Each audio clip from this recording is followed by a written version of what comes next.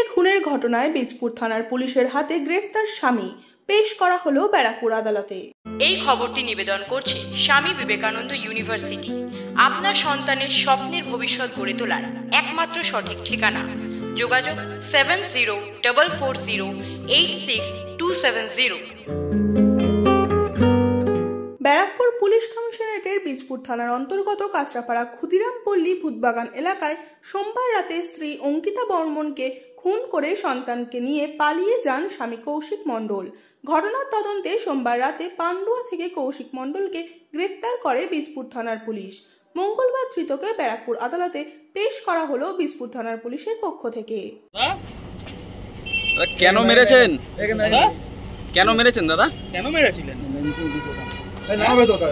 কেন মেরেছেন দাদা? দাদা কেন মেরেছেন?